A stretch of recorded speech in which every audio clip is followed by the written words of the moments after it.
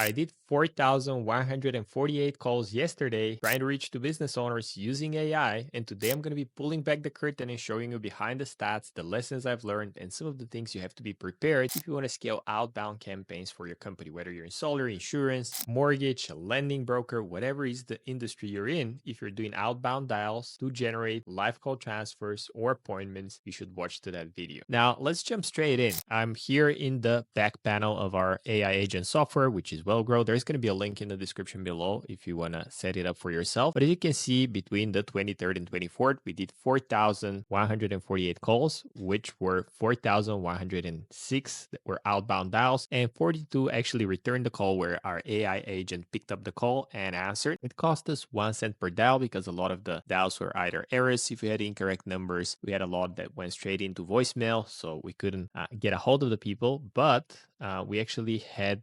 512 that answered, and out of those we had 126 proper conversations, so that's 3%. We didn't get any appointments, but that wasn't what we were optimizing for. We got 25 live call transfers, and these are all qualified. Given that we're talking to business owners, we needed to vet what's their business revenue within the past 3 months and if they would be interested in a funding amount within a range. So that was the script. I can't show you out of confidentiality, but I can walk you through some of the stats, some of the learning lessons. We set up the AI in a way where we call prospects multiple times. We had to be compliant. So in that specific use case, the client had a lot of brokers that were feeding them leads already. So they already had that covered. So we followed all the TCPA laws, meaning that those people particularly opted in to receive more information about business funding within the past 90 days. So we were able to call them, and that's why the response rate was so high. So the lead quality really matters in outbound campaigns. And now that we've ran over a dozen of those at scale, we've seen that the people that have dialed in lists normally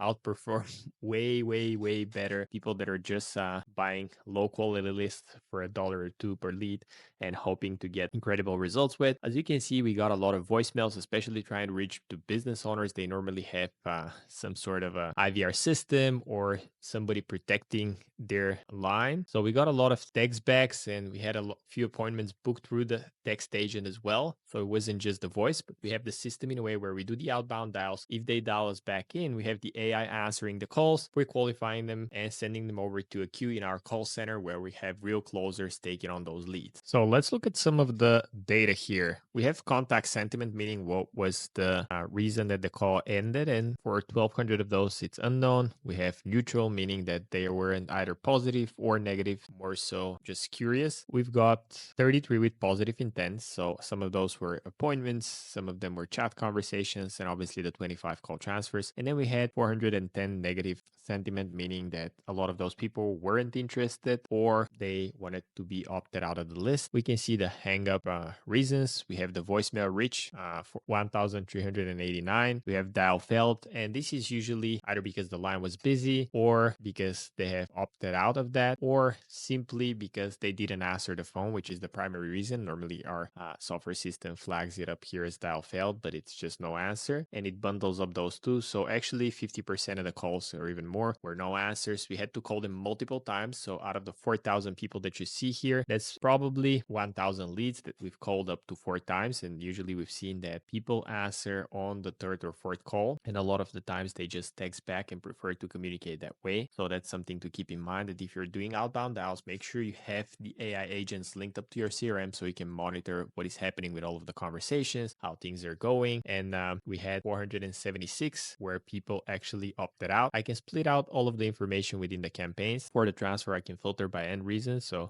we can see how many were actually call transferred. I can see those. So here are a few things that I want to share with you. If you're planning on doing outbound campaigns, make sure you have a yes-based framework for your script, meaning that it's super easy for people to move down the pipeline. Usually what works very well is either sending them some more information or qualifying them quickly and trying to send them over to a rep. Try to add no more than 3 questions first because of cost. Normally the longer the conversation, the higher the cost at scale, but also people that are busy, they want information quickly. So you can't just be asking them a lot of questions. Make sure you find the script so it flows naturally. Run through it a couple times yourself. Make sure that it's yes-based framework and also allows them for an easy opt-out. Always ask for permission, and make sure you have clean validated lists. Run it through no-call register. Make sure you register the CNAM of your company so you don't land in spam. Usually to do a volume of calls, in our case, for us to do that 4,000 calls, we actually had to have 10 different numbers that we're routing, just like you're doing cold email outreach warm up. Here it's the same thing. You can do X amount of calls per day per number. So you got to be protected. Normally, if you want to scale outbound campaigns via phone, you got to rotate with different numbers. You got to warm them up. You got to set up a queue where the numbers are calling and answering each other. This is something we're working on within our platform.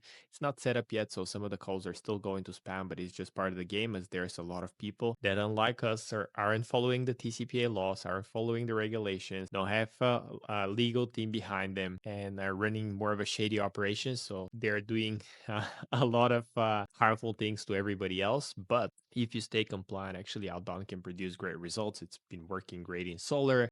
Obviously, this is business lending, but any offer that has already proven to work with outbound callers, setters, and call centers could work as long as you follow that. Now, the other thing to keep in mind is that we didn't have a do not call procedure within our CRM, and this is something that we had to install. So a lot of the people, when we started calling them, they said, do not ever call me again. And of course, we tagged them, but the AI kept persistently calling them. So we had to pause the campaign midway through. So we could have actually gotten probably another 1,200 calls within that day. And we added a special section where automatically, if somebody says, remove my number or add me to a do not call list, they're added to a do not disturb column where we no longer send them any more emails or texts. Now, for us to actually get 500 pickups, which is pretty good considering the industry average, and especially given that it's AI fully automated, not through your personal cell phone number. And I'm sure some of the calls went to spam. We actually emailed all of the lists as well as try to text them saying that we're going to give them a call. And if they ever replied back, we told them what's the reason of the call, why we're doing it, and what is. We're all built on top of a CRM. And yeah, not yesterday, but last week, there was an outage of all the software platforms. It was a big shutdown of Google. So what happened is that all of the CRM platforms shut down, and that caused a little bit of a havoc for us as well, as it was midst through the campaign. And there were about 400 contacts that were stuck in drip mode to be called, and some of them actually got called 2 a.m. at night, which I'm not super proud of. But again, we had to add some mechanisms to ensure that's not happening anymore, and that we have to make sure that every step of the way we gotta be calling within the certain hours, sending a certain amount of time between the calls, especially given that we're calling nationwide. We have to be super careful about that. We tested 3 different voices, 3 different scripts, and actually 19 of those transfers came from one of the voice AI agents. So we chose this particular voice that we're going to be using for future campaigns. That's the beauty of it, that you can split test things within a matter of a day, and instead of having your team report back, we get transcriptions of all of the calls and what is the feedback, what's the call list. So I can even come in here and I can come call transfer, and I can actually pull up the calls that were transferred, and I can see what was the information. And if I come over here, I can actually see the call summary of every call, what was the call all about, the number, the call time, the duration, and I can listen to the calls. So I can get transcriptions from all of my calls, feed it back to AI, and actually improve my process for the next time I'm calling. So now, if you're a business relying on outbound calling and you're not leveraging AI in it, you're missing big time. The economy is tanking, things are getting hard, and you got to imagine that we were able to do all of that calling with that campaign. And of course, there's the setup costs of the CRM, there's the setup costs of the AI agent, which could cost anywhere between a couple thousand, over 5 figures, depending on the complexity of the build. But even with that in mind, we actually paid, I just want to pull the stats here. Just give me a second. So here it cost us $32.22, and it cost us $1.30 per transfer. Now keep in mind there's some Twilio costs as well that are not included in here, as well as the management cost of running the campaign, setting up the list, acquiring that. But if you factor in the cost of what you would pay a normal sales rep in 2025, which could be about $200 a day if they're a skilled closer, or $100 a day for a lower level rep that is just starting out, and they can probably do 100 dials a day, you're already looking at $2 per dial. Forget about the actual call transfer. This is about a dial. And here it costs us a cent per dial, or 2 cents per dial if we factor in all the cost. And we're not factoring the training cost of human staff reviewing the calls, doing all of the manual labor that we had to do in the past. So nowadays you can leverage AI, and there is a small window of opportunity, because obviously the more accessible the technology becomes, the more people are going to start leveraging it. It's still early. There's a few people that are doing successful campaigns at scale. There's only a handful that I've seen that were able to crack it down. So it's not as competitive as you think, but at the same time, the players that are winning, they're winning big and are flooding the market. So if you're watching this and you're not leveraging outbound AI callers for your business, whether it's going to be calling in all your opt prospecting leads or doing outbound dials, or you have an established infrastructure of call center or reps that are doing things on your behalf, you should definitely leverage that. So make sure you book a call in the link in the bio. I'd be more than happy to